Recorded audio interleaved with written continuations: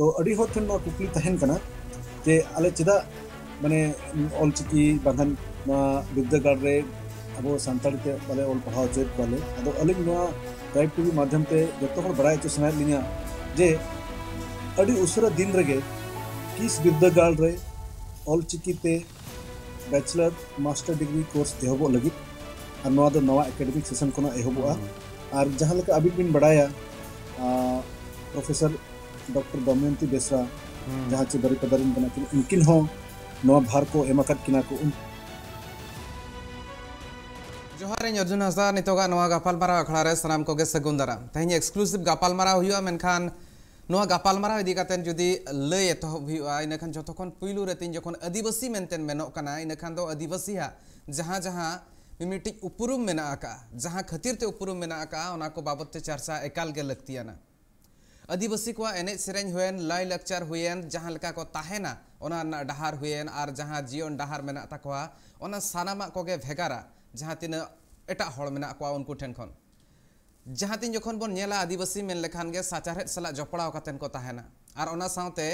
साव सावते को ताहेना ओना खातिर सावता मा को मेता गया मेनखान ओना जहां सावता जहां समाज भितर को ताहेना ओना रे नेलोआ आको जुमित कातेन को ताहेना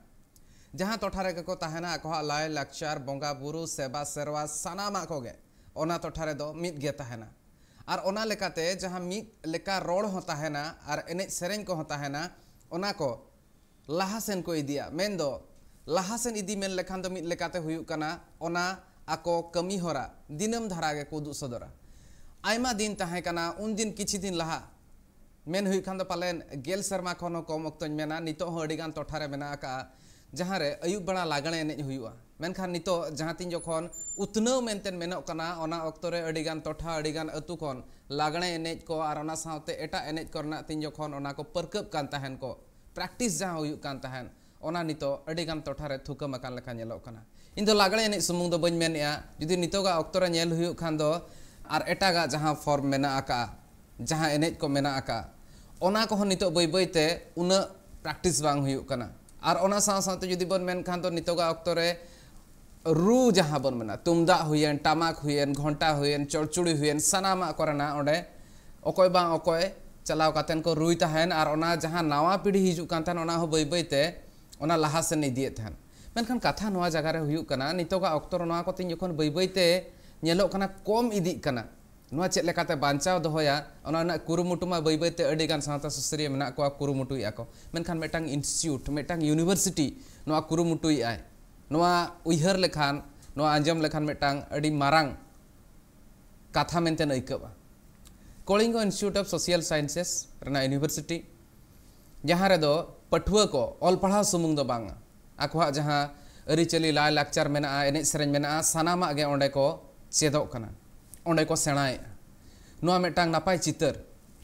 सान्ताल सुबुंग दो बांगा ओंडे कुड़ुप को हुयेन और ओना सावते एटा आदिवासी को ताहेन उनको को जहां लेका नितो धबिते एने सेरेंज मेना आका ओना को हो जीवित दोहय लगिते ओना साव सावते जहां तिना गे ओंडे मेना को पठुआ को उनको को नोआ को चेदो लगिते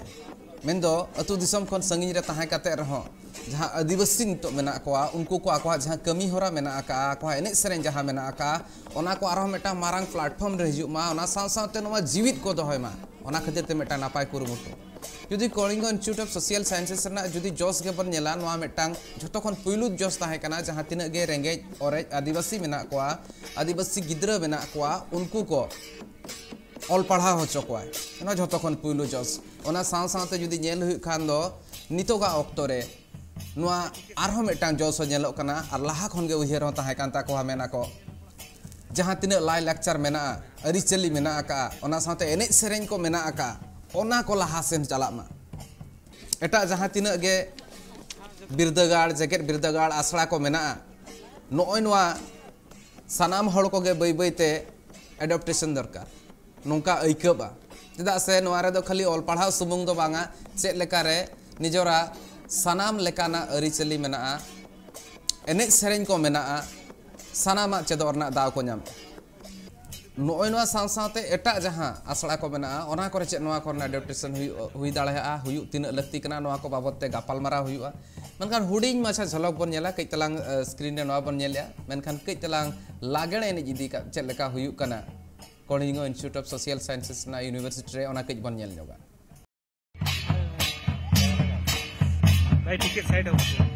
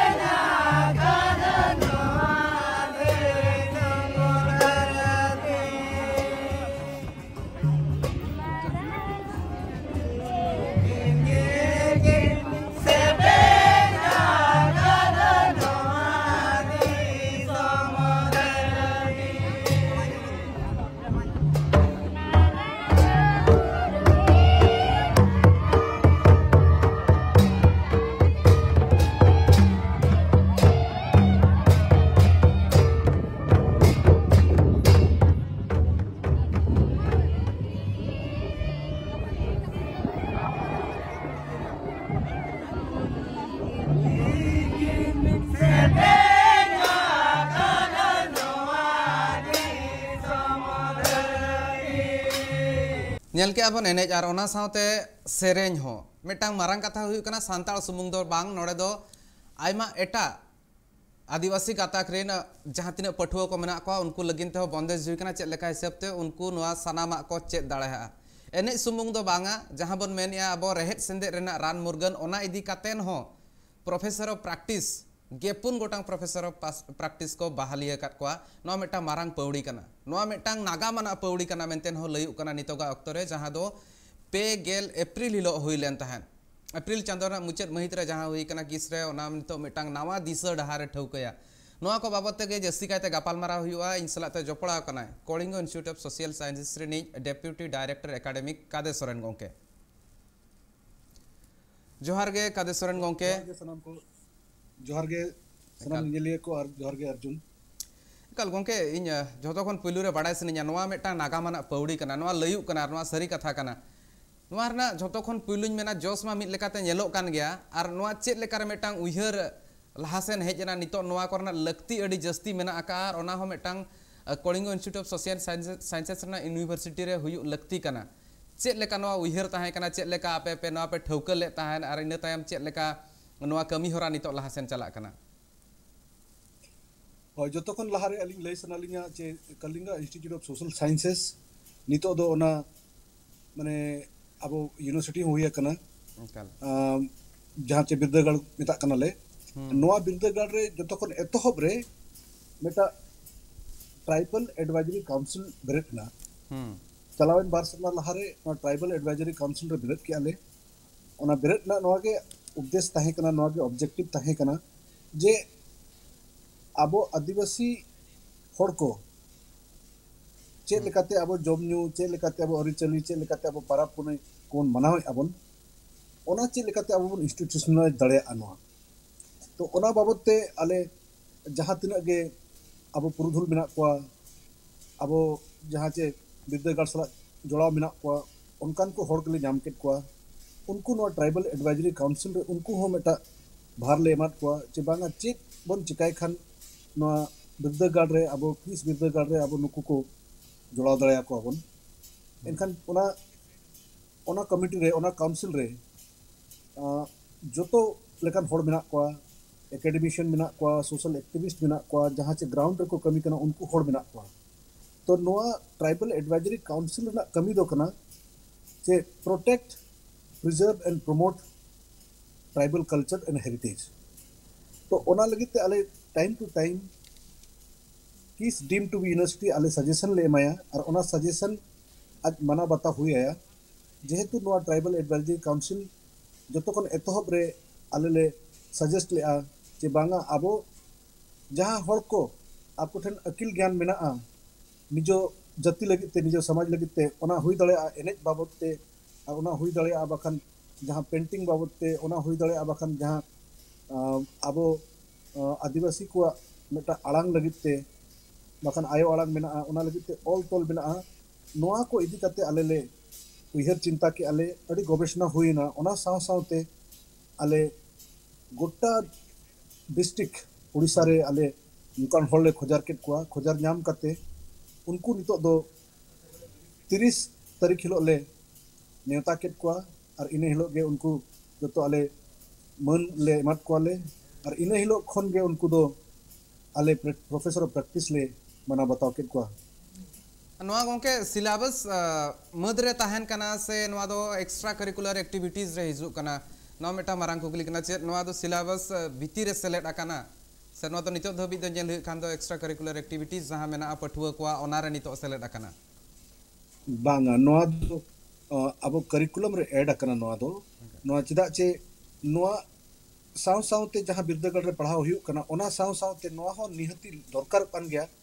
और नवा अब जुआन कोड़ा कुड़ी को जुदी को बढ़ाई खान अब मांग अकिल हपड़ाम को जहां लका लई लईते अब बोंगा बुरु को चेद बुना अब एने सेरेन को चेद बुना ओना मीडियम तेगे आले नवा ट्रेडिशन जहां अब मेना नवा कल्चर जहां मेना तबन अब ओना कल्चर को आले चेद लेकाते नहा कोड़ा कुड़ी ठेन नवा को रेबेद दोह का आमेनते आले ले आस का ओना लगिते नवा मेटा करिकुलम ले तैयार का ले जे जहां लका पुनी माने गेल पुनिया मेना गेल पुनिया खुना ओडे मेना गदबा डांस दो अब मालकानगिरी रे को एनिज आको ओना बाते सौरा पेंटिंग मेना सौरा पेंटिंग दो उनको दो रायगढ़ रे सौरा जाति जहां मेना को उनको बेगर लेका को पेंटिंग ओना दो अको नितुम मेना तको जहां का हर्बल मेडिसिन रेहेद मुदगन अब बोन चेद ले तहन सेदाय हपलाम को चेद आर बोन तहन को ओना बय बय ते आद इदी कना एनखान नोआ चेद लेकाते अब नहा जोन कोड़ा कुड़ी को उनको लुतुर बोन रेबेद दोह का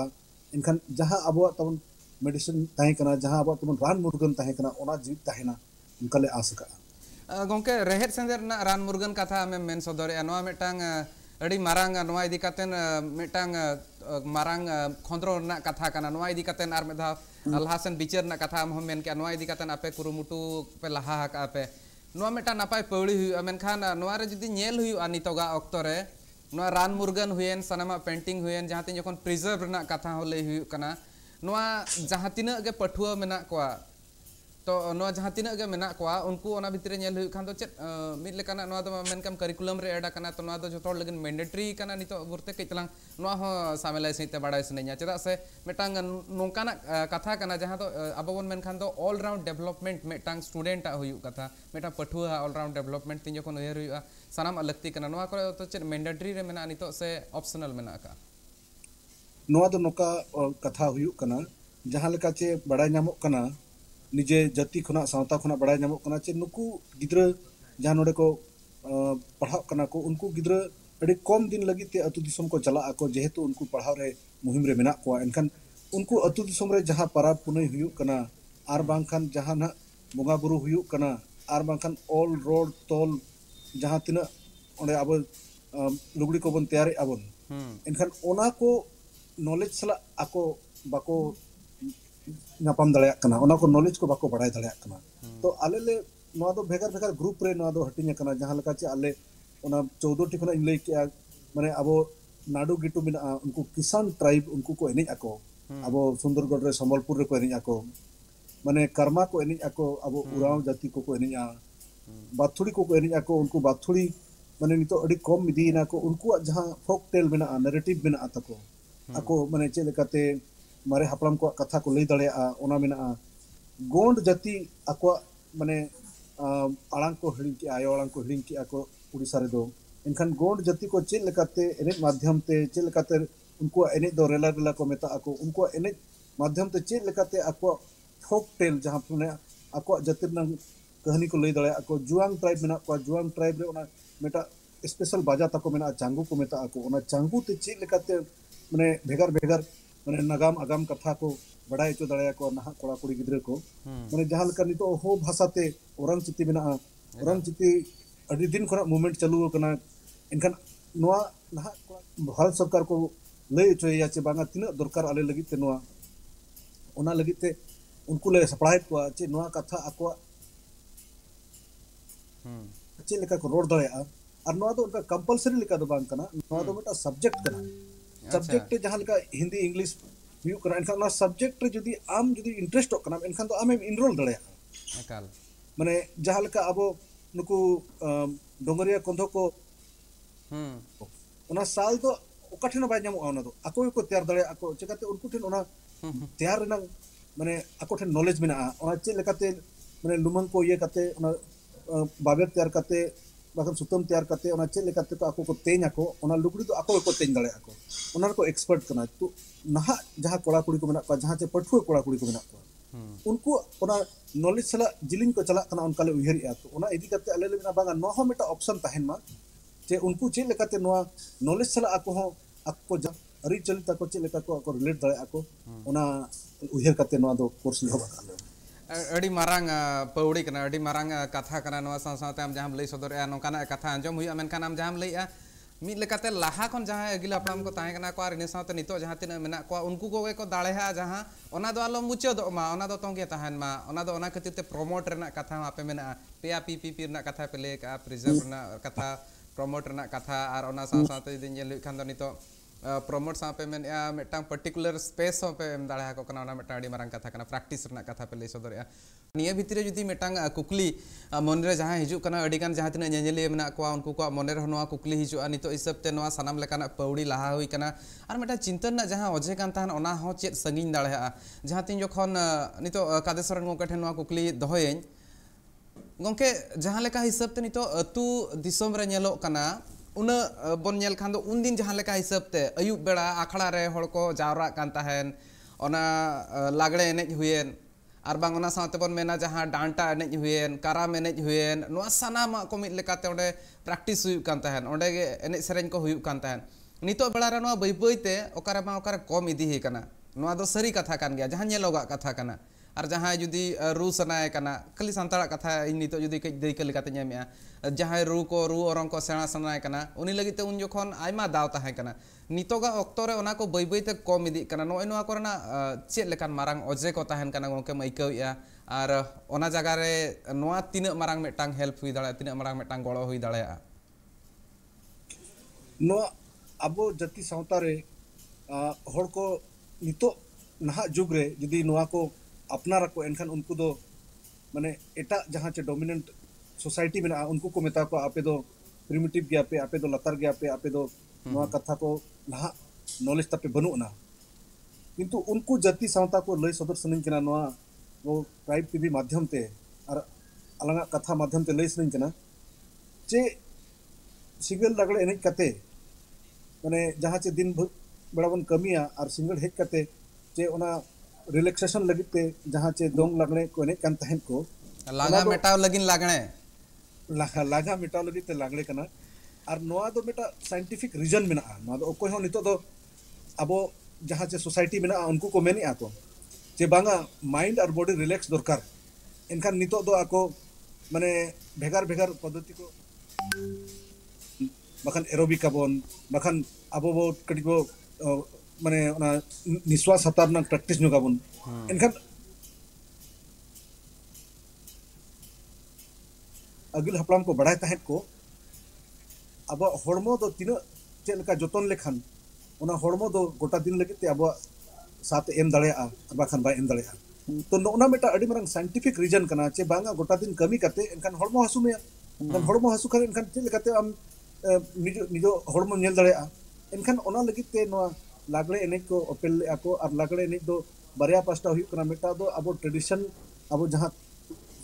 कल्चर में तबन अब जति ओना को नहा माने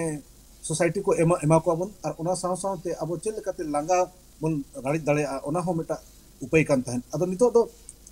एटा जति सावता को दो जहाँ चे डोमिनेंट तम कना डोमिनेंट सोसाइटी को दो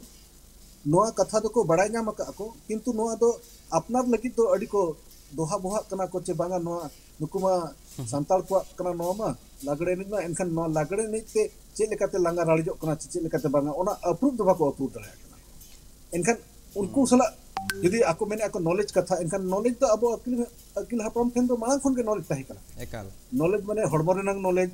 chas bas renang knowledge ar bangkhan abo no cel lekate abo culture bon malang sen bon idi dale ona lagi to knowledge to adi ke knowledge mena ado noa knowledge cel lekate abo mane society ko approve aku jaha che nito mane sociologist mena ko anthropologist mena ko enkan anthropologist chis do noa ko badai nyam akat gya ko itu noa aku bes lekate mane abo no jakat re bako lay dale kana che banga noa do nukuak kana mente enkan nukuak ko men kan enkan aku paling latar ge ko bujhoi aku ekal noena katha mene ar jaha mena mitang katha onke mena ka noare nyel khan do panchi sari na katha in leño na widely nito accepted gya judi nyel horo bande hisab te ona na acceptance mena gya nito hor ko ona ko mit lekate mone re pale ko uhir ya kono nuna chorok nyelok kana menkhan do ବ୍ୟବହାର lekhan palen nito ko meta habana unku adivasi kana kono mitang katha kana adi laktiana katha am lay sodor kya gongke ar mita katha mane node in mane mentioning kana mane gel serma malang re bakan gel bar serma malang re judi jahai no kaca ar bakan panci sari horok kan thane enkan unjo do lajaw ge aikau tahne किंतु जेहेतु no जोतो हड़ अब बन अपनारे आबन ओना इदी कते नितो दो ओना अब प्राउड फीलिंग हिजु कना चे बांगा नोआ दो आलेया कना और नोआ दो जहार गिन हरो को रेहो नोआ दो माने आले जति सावता लगी ते मटा नितुम ताहेना और इन्या हो नितुम ताहेना मेनते इन सेल्फ आइडेंटिटी हो ताहेन कना मेनते उनका लिन भबी गंके ओना दैका मा हबिन पास्टेशन खन गे एकना मेन खान दो जहां तिन जखन विदेश रे हो चलाव कतेन नो इया फुटे धुती ओना मेना का गे आयमा कान चितर मेना का गे अडी नापाय कथा कना उनखान गंके मेटा हुडी नरा कुकली ताहे कना अबिना जहां इंटरेस्ट मेना तुमदा रू रे ओना तो जाव खन चेदा से नेलो कना और नेल कान गे अडी दिन खन गे नोआ चेत लेका हिसाब ते नितो जदी बन नेल खान दो मिन हिसाब ते अडी गान इंटरेस्ट अबिना मेना ओना साथे एटा जहां फैकल्टी को नेलो कना को पालन ओको आदिवासी हो बांग कना को उनको को नोआ रे रस्का को देखाया नो एनिज लगिन को कुरुमुटुया को नोआ तीना बेस मेटांग साइन कना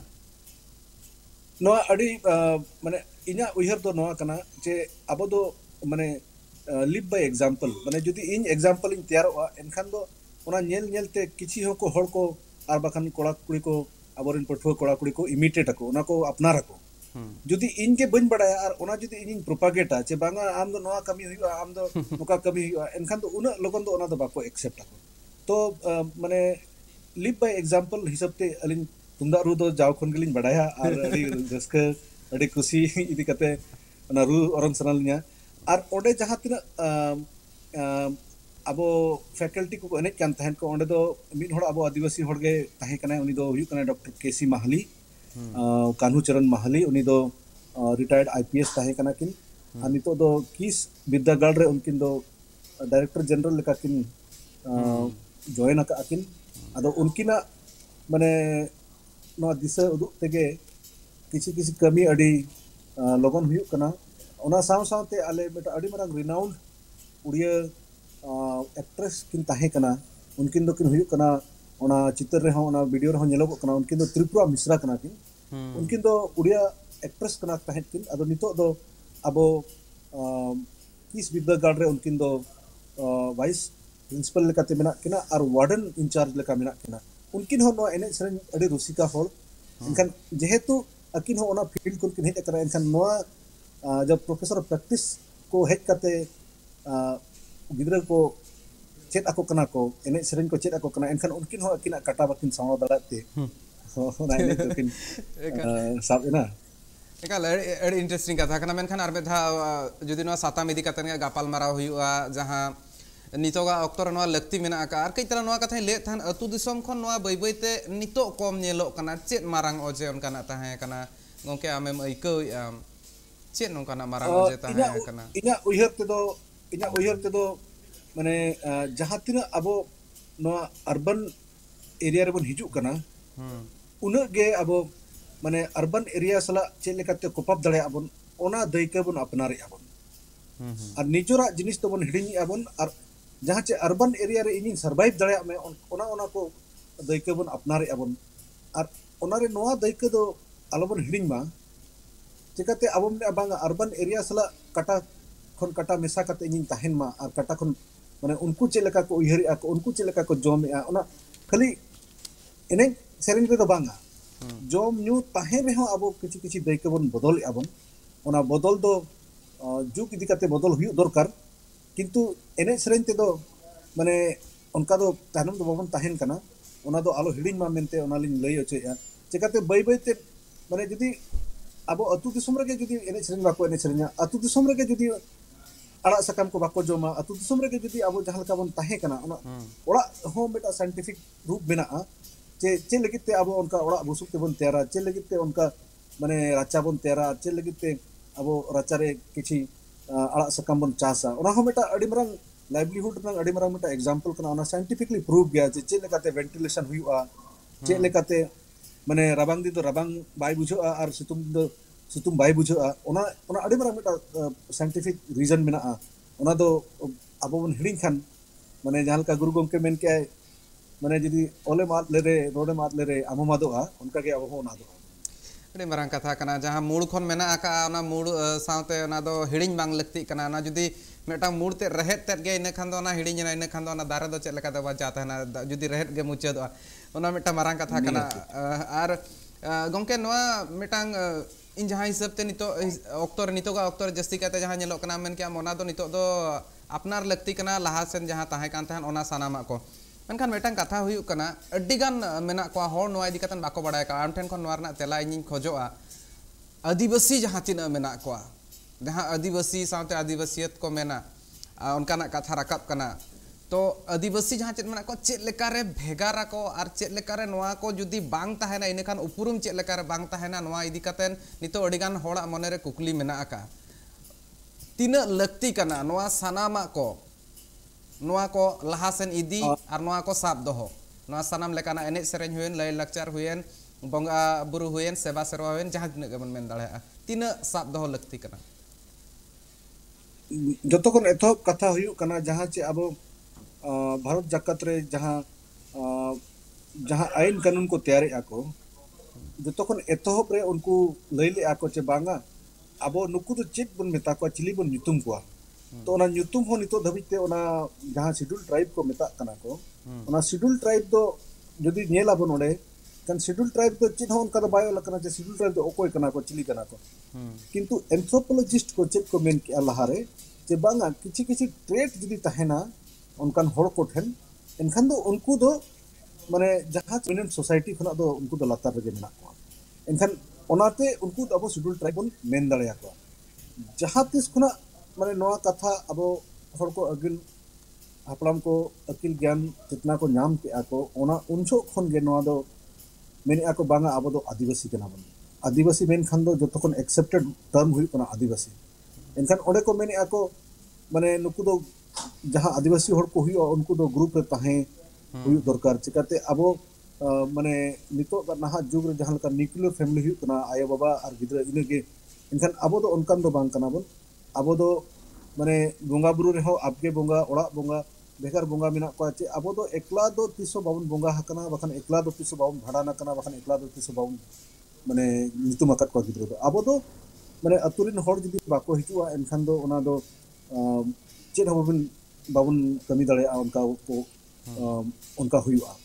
तो जतो खन एहब रे ओना कम्युनिटी रे ताहे ओना के मेटा अब मेटा आइडेंटिटी कना जतो खन एहब रे अब रोड अब आयो अड़ांग ओना आर मेटा आइडेंटिटी कना जदी अब आयो अड़ांग बन हिडिया एनखान कॉन्स्टिट्यूशनली आर बखन सोशली हो अब जहां का शेड्यूल ट्राइब ओना जगह बन नाम का ओना हो बाबन नामा आर जदी जहां को मेने आको ओना शेड्यूल ट्राइब दो बांग कना बन जे एनखान दो ओना मेटा कंट्रोवर्शियल ओना मेटा अडी मारंग डिस्कशन ना कना कथा किंतु नितो धबित तेमा अब मेना बन गया एनखान ओना रनंग हुयु कना चे अब माने बोंगा बुरु हो तबन भेगार गे अब माने जहां चे माने प्रैक्टिस ना रिलीजियस प्रैक्टिसेस ओना हो भेगार गया एकाल एनखान नोना को किछि माने ट्रेट बिना जहां चे अब एटा होड़ खुना भेगार आदिवासी दो भेगार बना ओना लगी ते अब भेगार के आइडेंटिटी बिना अब कैरेक्टरिस्टिक्स भेगार गया एनखान नोआ को जदी बन हिडिया बन एनखान अब कैरेक्टरिस्टिक्स चे नुकु माने आदिवासी कना को संताल कना को लड़का कना को हो कना को मुंडा कना को उरा ओना आइडेंटिटी तबन अब ठन खन आद उतरवा मुजत उतरवा एकाला तो जदी अब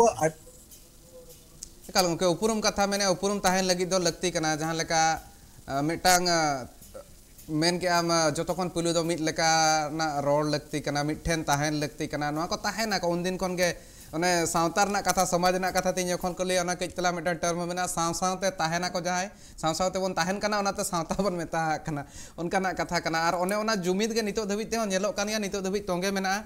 लाहासेन आलो मुचादो मा नोआ रना चिंता जुदी तीन जखन हिजुआ ओना ऑक्तो रे कमी होरा हो आपे पास सेशन को नापाय लाहा हुई कना मिटांग जेगेट बिरदागार ना कथा तीन जखन लय हुई कना चेदा से नोआ दो ओड़ा सुमुंग दो बांगा जेगेट बिरदागार हे चेद लेका हिसाबते आर बांग हुडिंग जखन खन आसला रे तीन जखन पठुए चला कना नोआ सनामा को चिकाते ओना ऑल पढ़ा सावते आज चेद दाड़े आय आज लुतुरे रेबेद दाड़े आय उइहर दोहो दाड़े आय ओने ओना को इदी काते नो कुरुमुटु अडी मारांग कथा कना गोंके नोआ यूनिवर्सिटी रे हुई कना जेगेट बिरदागार रे हुई कना मेनखान चेद नोआ दो एतोहब खन मेनदो प्रिलिमिनरी स्टेज खन नोआ ना एतोहब खन नोआ कमी होरा एतोहबोआ से नोआ दो जेगेट बिरदागार सुमुंग रे नोआ कमी होरा लाहा इदी कातेन गे नितो दो पुइलु पौड़ी लाहा हुई कना bang noa ale बिरदागार रे नोआ ले प्लानिंग का आचे अब जहाँ चे गिद्रा को हिजू कना को 5.5 बछर खना को हिजू कना को हाँ चना प्रोफेसर ऑफ प्रैक्टिस दो एतो खन के उनको करिकुलम रे ताहेना कि जहाँ गिद्रा अब सांताड़ी ते और पढ़ाव सनाया और बखान सांताड़ी ते रोड सनाया इनखान ओनार नंग में प्रोग्राम में ना उन्हें उना प्रोग्राम रे दो आकुआ निजे आयो आड़ांग ते को चेक कुआ को एतोहब वर्षो रे और उनको दो होमवर्क को दो क्लास वर्क को दो बाको एमा कुआ जहाँ चे एक्टिविटी बेस्ड थे जहाँ का एने सेरेन ते बखान कहानी ते और बखान उनको उना कैलकुलेशन ते चे लेका को उनको को चेक दड़िया को जे आलो उना भार आलो को बुझो मा चे तो आले ले बड़ा चे नितो 12 बछर खन ढेर हुई ना नोआ अब कोरोना आजार इदी कते नोआ बिरदागार रे पढ़ाव बाय हुई कान ताहेन अडी कष्ट मष्ट ते ऑनलाइन पढ़ाव हुई कना किंतु अब माबन बड़ाय गया उड़ीसा रे उनका जगह हो मेना जहां चे नितो धबी टेलीफोन नेटवर्क हो ओरी सेटरो आ आयमा के उनका जगह मेना जहां चे गिद्रा को जदी माने उन रेंगेज रेंगेज पढ़ा खन को हिजु करा एनखान उनको ठन उना स्मार्टफोन लेकन हो बनु उना जहां चे ऑनलाइन पढ़ाव दया को तो नितो जहां चे रिपेट्रिएशन हुई कना गिद्रा को हेज रोलेना को स्कूल ते एनखान नितो तो उनको चेक लेकाते नोआ स्कूल ना जहां अरी चली मेना और जहां लेका अब 5-6 बछर को हिजु कना को गिद्रा को उनको तो अतु दिसम रे दो उनका माने ट्रेनिंग दो बाय नामो कना जहां का टॉयलेट ट्रेनिंग आले एमा को कना चेक लेकाते अब अर्बन एरिया ना मॉडर्न फैसिलिटी ओना यूज दड़िया माको चेक लेकाते आको कमी निजे को कमी दड़िया मा ओना इनिशियल ईयर दो ओना ट्रेनिंग ले माको कना ओना साव सावते जहाँ चे चेकाते टाटका उनी बिन ले या ट्रेन दो चेक कना ट्रेन नेल के बाय नेल का उनी जीवन बिता इनखान उनी ओना अंडरस्टैंडिंग ता हिजु मा उइहर हुजु मताय जे बांगा नोआ को दो जतो नोआ नागर बाजार नंग जिनिस कना इनखान ओना को चेक लगती कान गया ओना साव सावते आजा जहाँ अरी चली आज उका खने हेज अकना आर बखान उका आयो आड़ांग रोड़ा ओना को आलो हिडिन कथा ओना ले चेक आया तो नोआ दो क्लास 1 खन के पोस्ट ग्रेजुएशन एमफिल पीएचडी धबी नितो मा एमफिल चाबा ना पीएचडी धबी नोआ गिद्रा को नोआ कोर्स को हतावा को और जहां ओना इंटरेस्ट ता मेना उनको ढेर नोआ दो उनको ले फोकस करत को प्रमोट ना कथा गोंके लई सदर ताहने प्रमोट ना जहां मेना का नोआ दो चेत नुकु जहां तिना मेना को उनको को मेटांग मारांग मेटांग प्लेटफॉर्म उनको एम दाड़ा को दिनंग बिदलते किस पास्टा सेन खन उनको चेत दिनंग बिदलते वर्ल्ड रे ना जहां मारांग प्लेटफॉर्म रे सेन कातेन आको जहां नितो अब पासन को जहां तिना गे आदिवासी को मेना का एने सेरेन हुएन आर एटा जहां तिना गे नोआ सला तबन मेना जहां चेत कमी होरा को हुएन ओना सनामा को उदु दाड़े को चेत ओना लगिन ते हो कुरुमुटु मेना का किस पास्टा सेन खन निहति चिकाते जेहेतु किस रे आयमा गान पेड़ा दिसोम खन एटा दिसोम खन अब अड़ी डेवलप दिसोम खन हर को हिजु आको नेल लगित ते और नोआ चेक लेकाले पढ़ाई को ओना को चेदो लगित ते इनखान मेटामा अड़ी मारंग प्लेटफॉर्म आले ठन माने उनकाते हो मेना गया ओना साव सावते प्रमोट दो नोका हुयु आचे जुदी नुकु नहा कोड़ा कुड़ी पठुआ कोड़ा को नुकु जुदी चांस को न्याम को इनखान उनकान दिसोम को चलाव कते नोआ को परफॉर्म दड़े आको जेहेतु अड़ी ढेर एक्सचेंज प्रोग्राम हुई कना एनखान ओना एक्सचेंज प्रोग्राम चलाव कते आको कल्चर को दिखाव दाड़े आको एने सेरेन ओना बाबत ते को लई दाड़े आको हर को बुझो तो दाड़े को एनखान नो मट अड़ी बरंग एक्सपोजर नंग प्रमोट और प्रिजर्व नंग नो कथा हुई कना जतखन एहब रमा आले ले मेन जे बाना अब प्रिजर्व दोहो कते नहा जहां जनरेशन को उनको बन भार को ओना साव सावते नो प्रमोट आबन प्रमोट माने अब आदिम को दो कल्चर दो एने सेरेन हुएन और बखान बोंगा बुरु हुएन ओना दो ओको बाको प्रमोट और ना प्रमोट जब तक बाबन प्रमोटा एनखान दो नोआ अब अडी लतार गेबन बुझो उनका हिसाब इना उइहर जे यदि प्रमोट खान बन एनखान गोटा देश दुनिया रिन हर को बड़ाय नामा को जे बांगा पराब खान चे लगित को पराबो कना बोंगा बुरु खान चे लगित को बोंगा बुरुइया और एने खान चे लगित को एने कना बखान दो नितो धबी हो जहां बाको बड़ाया को उनको को मेना को बांगा पराब हुई कना तो हांडी पर न्यू करते नुको दो एने को तो हांडी पर न्यू करते एने दो ओना दो जस्टिफिकेशन दो बांग कना किंतु जब तक ओना आबो माने जहां सोसाइटी एटा सोसाइटी मेना आबो ठेन खन हो उनको सोसाइटी जब तक आबो माने प्राउडली बाबन लैया को नोआ विषय ते तब तक दो उनको ठेन ओना इन्फॉर्मेशन दो बाय सेटरोआ ओना लगी ते प्रमोट बहुत दरकार कन गया एकाल दरकार कना माने गंके आर मेटांग प्रमोट ना तीन जखन कथाम लई के ऑल सिकिर ना कथा कई तलां कुकलिन दो नोआ सलाते सेलेक्ट कातेन चेक लेका कुरुमुटु मेना आपे हा यूनिवर्सिटी रे नोआ रना तीन नितो जपड़ा मेना का से बांगा से दिनंग बिदलते हुआ नोआ के मेटांग सनाम होड़ लगिन बड़ाय लगती कना चेदा नितोगा ऑक्टो रे नोआ मेटा मारांग कुकली मेना का और नोआ को इदी कातेन चेक लेकाना उइहर मेना का ऑल सिकी तीन जखन कथा लई गुरु गंके हा जानाम पनत कना तो ओना टोठारे नोआ रना चेक लेका हिसाब ते प्रचार प्रसार हुई दड़ा चेक लेकाते छाराव पसना हुई दड़ा ओना इदी कातेन चेक लेका उइहर मेना कीसा नोआ रे चेक स्टैंड मेना का नोआ इदी कातेन और बांगा अड़ी नोआ दो अड़ी इम्पोर्टेंट क्वेश्चन कना और अड़ी लोगन ले सना लिना चिकाते आले जेहेतु बड़ा चुके पेलिंग जे नोआ कोरोना आजार इदी काते बार शर्मा खन जस्ती हुई ना आले नोआ बिबदगाड़ ले बंद ले तहन चिकाते नोआ आजार उनकान आजार कना जहां चे माने सुर सुर तहते हुयु कान थान ओना लगिते गवर्नमेंट ऑर्डर तेगे बंद ले आले थान तो बैबेते खुलो एहबिना आदो बार शर्मा खन नोआ गले ट्राई का आले जे चेक लेकाते अब मेटा डिपार्टमेंट ऑफ संथाली हुआ ओना डिपार्टमेंट ऑफ संथाली ना किस बिरदगाड़ रे हुई काते चेक लेकाते आले चिकिते जतो क्लास 1 खना पीएचडी धरि पढ़ा दड़या कोले ओना जतो करिकुलम कोले डेवलप का खाली नो एकेडमिक सेशन बाय एहब अकन इदी काते नो कोर्स दो ओरी एहबोआ तो अडी होर ठन नो कुकली तहन कना जे आले चिदा माने ऑल चिकी बांधन नो बिरदगाड़ रे अब सानताड़ी ते बाले ऑल पढ़ाव चेक कोले आदो अलिंग नोआ ट्राइब टीवी माध्यम ते जतो हर बड़ाय चो सनाय लिया जे अडी उसरा दिन रगे किस बिरदगाड़ रे ऑल चिकी ते बैचलर मास्टर डिग्री कोर्स एहबो लगी और नोआ दो नवा एकेडमिक सेशन कोना एहबोआ और जहां लेका अबिन बिन बड़ाया प्रोफेसर डॉक्टर दमयंती बेसरा जहां चे बरी पदारिन कना किन उनकिन हो नवा भार को एमाकत किना को उनकिन हो मेटा ट्राइबल एडवाइजरी काउंसिल उनकिन हो मेटा मेंबर कना किन ओना इदी कते और उनकिन मा साहित्य अकादमी अवार्डी कना किन इनखान उनकिन माने नवा संथाली डिपार्टमेंट सला जुड़ो रे मेना किना उनकिन गिना नवा डिपार्टमेंट किन नेला और उनकिन नवा अब ऑल इतुन आसला जहां ना बेरेदो कना ओना इतुन आसला रे उनकिन गिना किन मारांग माचिल लेका किन ताहेना तो अड़ी सुर दिन रे ना आले नवा कोर्स एहब लगी ना ओना कोर्स एहब खान नियतलिन बड़ाय चोपिया एकाल बड़ा नामो गया जहां तीन जखन बाबत कुकली नोआ ताहे कान ताहे नोय नो इदी कातन मेटा मारांग कुकली हो ताहेन कना तीन जखन ऑलचिकी हो लहा से निदिन ना कथा ले कना संतार ते ऑल पढ़ार ना कथा हो तीन जखन लहा से हिजु कना इन खान दो नून मारांग इंस्टीट्यूट जहां मेना का नून मारांग नोडे ऑल पढ़ाव कना गिद्रा जेकेट बिरदगाड़ बन मेन दाड़ा एतो खन आसला बन मेन दाड़ा नोडे गे अडिगान गिद्रा चलाव कतन को पढ़ाव कना को इन खान नोआ खन बेस्ट प्लेटफॉर्म आर का दाड़ा इन खान मेटांग जहां तीन गे गिद्रा अतु कोन को सेनो कना को उनको आको तीन जखन बन मेनया अब हा आर मेटा कथा तलारिन एसे गिना एकाल नितो नो जहां प्रोफेसर ऑफ प्रैक्टिस इदी कते जहाना कमी होरा एथोप अकना ओना रे आर मेटा कमी होरा ओना बन लई सदर का ओने आले नोडे ना जाहिर गाड़ ना ले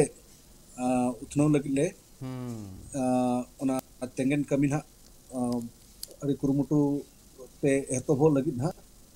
जाहिर ले तेंगेना जाहिर तेंगेन काते ना ओना बाते मेटा अतु लेका होले तेंगेन जोगा एनखान ओना तेंगेन परे परे के ना मेटा किस बिरदागार रे माने बोंगा बुरु लगित ते जाहिर हो उनका ले उहिर का मिनते तेंगेन हुयुआ एनखान ओना कमी कुहरा को हो अड़ी जुर सुर पे चालू कना अदो जेहेतु ओना बलिन ले दाड़े कान थान एनखान मा ठीक गया अब ठीक है गोंके इन मेने जाहिर गाड़ खान दो इन खान दो पले बय बय ते उन जस्ती खान दो नोआ हम मिमि धा आस हिजुआ मन रे कुकली हिजुआ इन खान दो मेना को मेटा आखड़ा चे नोआ इदी कातन ठौका हकना जहां माठ मेना का जहां पुड़िया ओंडे मेना का ओना से आखड़ा मेटांग स्पेसिफिक बेनाप कना बांगा ओना आखड़ा दो बांगा जाहिर माने ना जहां रे अब बोंगा बुरु याबन बांगा मेन इन गोंके जाहिर गाड़ मा बेनाप लगिन गे मेन इन ओना साथे चे आखड़ा जहां आखड़ा ना ओना लगिन ते गिद्रा को जहार ना प्रैक्टिस एक नितो ओना मा इया कना माट कना ना पुड़िया कना तो चना स्पेसिफिक ओना हो बेनार ना उहर मेना का धिनंग बिदलते ना कुकली कना खाली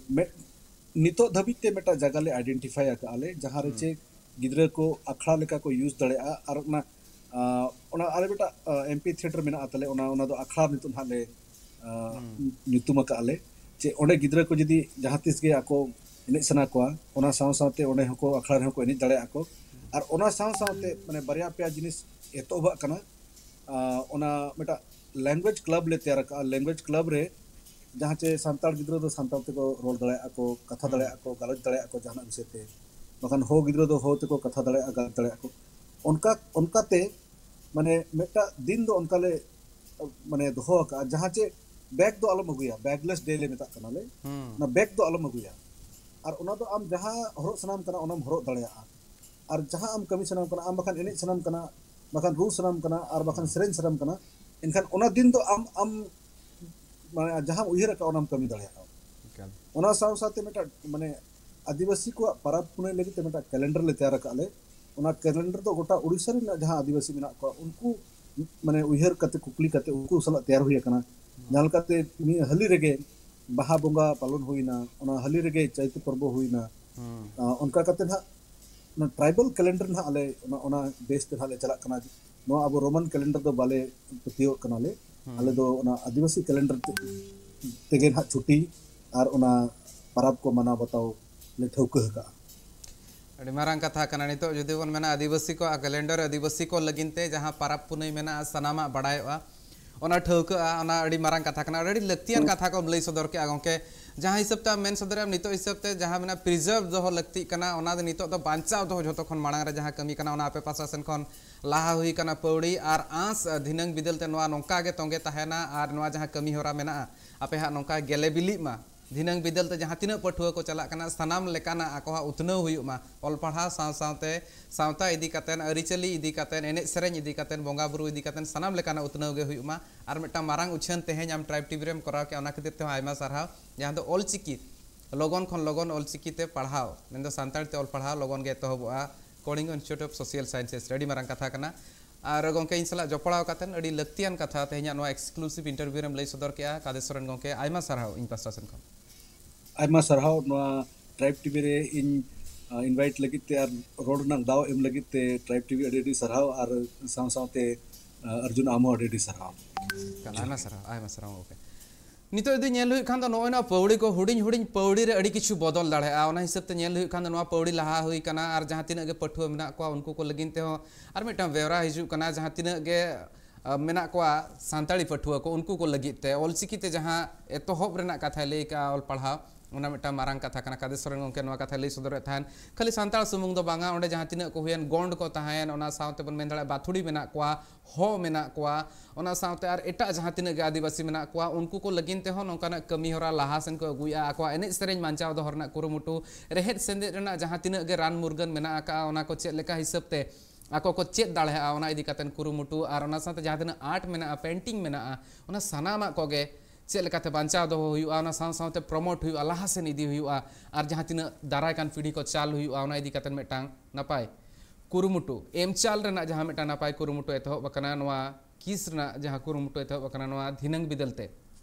अडिगान नोकान पठुआ मेना कोआ जहां उनको पठुआ नोआ इदी कातेन लाहा सेन हको सेन दाड़े मेटांग कैरियर ऑप्शन लेकाते हको नेल दाड़े और जतो खन मारंग कथा कना निजोरा जहां जति सावता मेना ओना हो आर हो केटे मेटे सही ते लहासेन को इदी दाड़े और ठौका सही नापाय सही को बुझो दाड़े।